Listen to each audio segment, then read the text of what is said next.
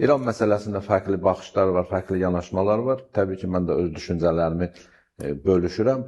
Mən hesab edirəm ki, ümumiyyətlə beynəlxalq münasibətlər sistemində beynəlxalq münasibətlərə bir hüceyrəli, vahid sistem kimi baxmaq doğru deyil. Var hökumətlər arası münasibət, var dövlətlər arası münasibətlər sistemi, var sistemlər arası münasibətlər sistemi. Hökumətlər arası münasibətlər sistemində siyasətçilər, liderlər danışar, bəyanatlar verər.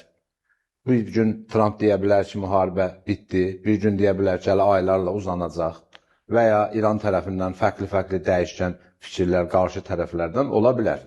Çünki burada hökumətlər arası münasibətlər sistemidir. Biz buna uyğun proseslərin hara gedəcəyini dəyərləndirə bilməliyik. Ona görə ki, biz dövlətlər arası münasibətlər sistemində artıq ordular rol oynayır, kəşfiyyat qurumları rol oynayır. Və bu dövlətlər arası münasibətlər sistemində artıq elə hadisələr baş verir ki, o birbaşa hökumətlər arası münasibətlər sisteminə təsirlənmir, gec gəlir. Amma o müddətdə insanlar informasiya axınını izləyir. Daha dərin səviyyə sistemlər arası münasibətlərdir ki, burada sivilizasiyalar üz-üzə gəlir, sivilizasiya blokları üz-üzə gəlir, iqtisadi modellər üz-üzə gəlir. Yəni, baş verən müharibənin səbəbləri təkcə hansısa hakimiyyətə, Netanyahunun gəlməsi və ya Trumpın gəlməsi və dünyaya bu şəkildə acımasız saldırması kimi dəyərləndirmək bizi yanlışa götürər. O zaman biz dövlətlərin strategiya məsələsini kənara qoyuruq. O zaman biz sistemlərin qlobal gələcəkdə olacaq hədəflərinə çatmaq üçün bugün baş verən müharibələri dəyərləndirə bilmərik. Sistemlər bəzən müharibələri tam qələbə üçün aparmır. Sistemini davam etdirmək və ya yeni imkanlar qazanmaq üçün aparılır. Bu mənada İranla baş verən müharibə təbii ki, qlobal sistem müharibəsidir. Niyə?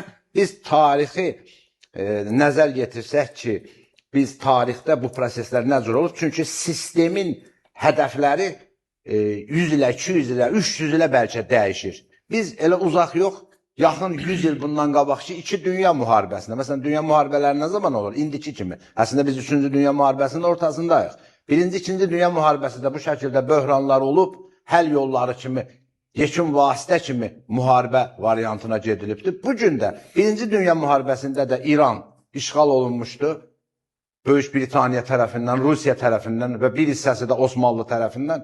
İkinci dünya müharibəsində də İran işğal olunubdur. Şimal hissəsi SSR tərəfindən, cənub hissəsi də Böyük Britaniya tərəfindən. Təbii ki, biz 3-cü dünya müharibəsində isə yenə İran. Niyə İran? Çünki İrana həm də geopolitik brilyant deyirlər də. O qədər yerləşdiyi əhəmiyyətli məkandır ki, məsələn, Hürmüz boğazından dünya neftinin 20% keçir. Bunun cənub hissəsi Hind okeanıdır. Bütün marşrutlarının üzərindədir. Bunun şimal hissəsi Xəzər dənizi ilə, Cənubi Qafqazla və Rusiya ilə qonşudur. Nəhəng bir coğrafiya. Təbii ki, bu coğrafiyada bir sistem var. Burada da bu dediyimiz teokratik sistem, bu da sıradan bir sistem deyil. Bu sistemin ideoloji təməlləri var. Və bu sıradan bir müharibə ilə çökən sistem deyil. Amma biz deyə bilmərik ki, bugün İranda bir mənalı Amerika və İsrail məğlub oldu. Yox, Amerika və İsrail bundan əvvəl İraqa da hücum eləmişdi. 1991-ci ildə Küveytdən İraqı çıxartdılar, məğlub elədilər. Amma Səddam Hüseynin tamamilə məhv edilməsi və rejimin dəyişməsi 2003-də baş tutdu, 12 il sonra. Eyni şey Əsəd rejimində də. 2011-ci ildə Əsəd rejiminə qarşı bu əməliyyatları həyata keçirdilər, amma rejimin yıxılması 2024-cü oldu, 12 il sonra. Yəni, bugün baş verənlər. Deyirsə 12 il lazım benim onlar. Yəni, biz 12 il niyə deyirəm? Altyapı da hazır olmalıdır. Tutaq ki, region həssas regiondur. Müharibə başlayıb, neftin qiymətinə bu qədər təsir eləyir. Bunun birjaları var, iqtisadi təsirləri var dünyada. Şaxəlidir iqtisadiyyat. Burada yeni bir İranın parçalanmasına qədər götürəcək, teokratik sistemin çökəcəyinə qədər götürəcək prosesi əvvəldən, öncədən görmək, bunun risklərini hesablamaq, birdən-birə bugün İranı dağıtmaq, təbii ki, mən həmkarımla bu məsələdə razıyam ki, bəzən elə təhlillər var ki, sanki Amerika və İsrail İranda ciddidir. Birincisi, Amerika və İsrail İranın hava məkanına tamamən sahiblənib. Bunu İran özü də etiraf edir.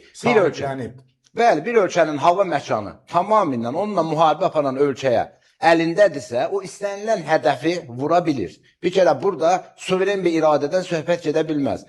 Mənim üçün biraz konspiroloji düşünülə bilər, amma Epstein'dən sonra konspiroloji heç nə qalmadığı üçün və mənim üçün o da aydındır ki, və bu qənaətdəyəm ki, İran bu şəkildə müqaviməti də icazəlidir. Yəni birdən-birə İrandakı rejimin tamamən çökməsi.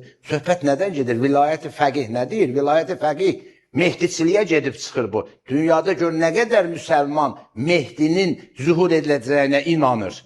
Üstəlik xristianlıqda da bu zühur məsələsi var. Bu inanc Azərbaycanda nə qədər saxta Mehdi ortaya çıxmışdı. Amma İrandakı rejim həm də nədir, həm də Mehdi gələnə kimi əmanətçi hakimiyyət iddiasındadır. Yəni legitimliyini də oradan alır.